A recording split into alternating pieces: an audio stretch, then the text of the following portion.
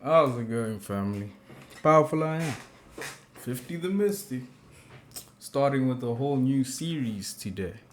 Now we're getting into one of people's favorite sets of verses. Especially, I know they love preaching these ones. We're getting into the Ten Commandments for the covenant community. We'll be starting in the book of Exodus, starting with Exodus 20, verse 1. And God spoke all these words. It's like the introduction before he starts going through all of the Ten Commandments. Now we're going to be deciphering all of them bit by bit, especially the one people like talking about the most, that you shall worship no other gods but me. I'm about to give it to you in Exodus 20, verse 3, in a different scope, different light, different way for you to look at it. A different way of you also to consider idolatry that most people are doing. But let's begin with verse 1. And God spoke all these words carries profound symbolic weight. In allegory, this moment represents the crossing point, where the unseen realm breaks into the seen, where the divine pattern becomes audible and intelligible to the human mind. The idea of God speaking is not simply the image of a voice coming from the sky. It symbolized the release of cosmic intelligence into human consciousness. Divine speech represents pure order entering a world that is still shaped by human confusion, instinct, survival habits, and generational fragments. In symbolism, this moment is the opening of the inner ear, the spiritual faculty that allows a person to perceive truth beyond emotion, conditioning, and fear. Sinai becomes the mountain of consciousness, the elevated state where truth can descend without distortion. Like the moment when we had Moses, when the bush caught fire, when consciousness exploded and caught fire, and his attention was pulled to the center. The people gathered below symbolized the different parts of the self waiting for alignment. Some parts fearful, some expectant, some ready, some resistant. God speaking represents the universal law within you rising to reorder these inner parts and bring them under one governing principle. The commandments that follow are not merely rules, they are archetypal patterns, laws that describe how energy moves, how relationships function, how integrity sustains power, and how misalignment leads to destruction. We are going to cover this quite deeply. See how these Ten Commandments in themselves are laws for energy flow and how you should be directing life. Not necessarily always just about what we talk about, especially people talk about in the church, but begging and worshiping. These are the laws of nature itself, cosmic laws. In allegory, the verse shows that every spiritual elevation begins with clarity. Before transformation comes instruction. Before progress comes a word. Before alignment comes a higher voice that interrupts the noise. The verse therefore symbolizes the moment your higher self begins to speak with authority over your life. It is the awakening of inner law. It is the return of order. It is the spark of consciousness that calls everything in you to attention. Because it says, and God spoke all these words, it mirrors a profound event within the architecture of the human mind and body. Divine speech symbolizes the activation of higher cognitive and spiritual centers, the inner command center where clarity, judgment, morality, and direction are formed. In the brain, this aligns with the prefrontal cortex, the region responsible for executive functioning, decision making, impulse regulation, and long term vision. When God speaks, the chaotic emotional impulses, driven by the amygdala and lower brain regions, are subdued so that the higher mind can take command. It is the moment when scattered thoughts are gathered, fears are silenced, and the nervous system shifts from survival mode into a state of conscious presence. It mirrors breath entering the lungs and vibration forming sound, a reminder that revelation and physiological alignment are deeply connected. When the body is calm, the breath steady, and the nervous system regulate, the mind becomes receptive to inner guidance. God speaking reflects the emergence of higher consciousness, within your internal ecosystem. It's not merely spiritual, it is physiological. The body becomes a vessel able to receive instruction. Spiritually, the mountain of Sinai mirrors the elevated state of awareness where the mind is transcending its lower patterns. It is the place within where intuition becomes audible, where the inner voice clarifies your path. This verse represents coherence, that state where heart, mind, and breath synchronize with each other. It is therefore the moment when your inner architecture aligns to make revelation possible. The higher mind speaks, the body listens. The inner world stabilizes. This is the design of divine communication within the human system. It's beautiful, the Ten Commandments, once you understand them properly.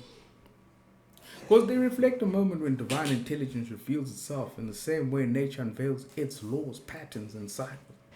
In the natural world, nothing survives without order. Tides follow lunar cycles, seasons shift in consistent rhythms, ecosystems self-regulate, and planets maintain precise orbits. When God speaks in this verse, it symbolizes the introduction or reminder of these immutable principles. Divine speech is the voice of cosmic order, the same intelligence that governs stars, atoms, weather, and the physics that shape existence. It is the universe articulating its structure through instruction. In nature, when a system becomes chaotic or imbalanced, it collapses or restabilizes through a return to order. It is the moment of restabilization for the human collective.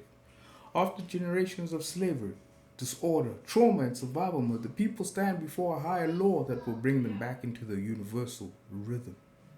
Just as wildfires reset forests and storms clear atmospheric tension, divine speech is the clearing moment, the resetting of inner and outer reality. The voice of God mirrors vibration. Before creation, vibration brought matter into structure. When God speaks again at Sinai, that same creative vibration enters human consciousness to shape moral and spiritual structure. This verse illustrates that alignment with cosmic laws is essential for stability and elevation. When humanity ignores these laws, life fragments. When we return to them, coherence returns. Because this verse in itself symbolizes nature's teaching that everything must align with higher order to thrive. Just as plants remain grounded by universal law, your life becomes stable, powerful, and directional when guided by the voice of inner truth that reflects cosmic principles. And we'll be going through all these principles to show you how they are ancient cosmic rules. But I won't go too deep into them. I'm just giving some of them to you high level. For some people, it's too much to handle these type of things. Because you need to understand this verse, this segment becomes a powerful guide for how you structure your daily life. Before any breakthrough comes clarity, before any transformation comes instruction. The verse teaches that real progress begins when you create space to hear the inner voice that directs your path. God speaking is the moment of alignment, the moment where you stop moving on impulse and start moving with intention. In practical terms, this means you must build a consistent practice of stillness, reflection, and internal listening.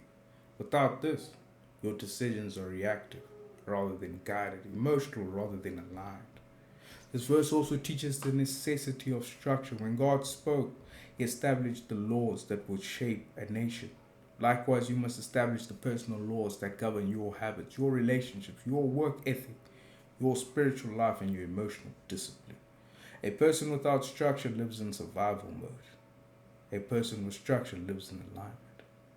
This verse is a reminder that your higher self already knows the direction you need to take, but you must slow down enough to receive it. And it goes a lot into this hustle and bustle. People tell you it's always good to be busy, busy, busy all the time without listening to the inner voice within you. That voice knows more than your logical mind. I know people chase logic in this life. Logic is very limited. I don't know. Maybe one day we'll cover that. We'll touch on tithes and offerings and what in essence what we are supposed to be tithing is in itself, rather than the scam that is bestowed upon us by the churches that you must give them 10% of your paycheck. Yeah, You can say whatever, we thank the Lord. Why are you thanking the Lord by filling someone else's pocket?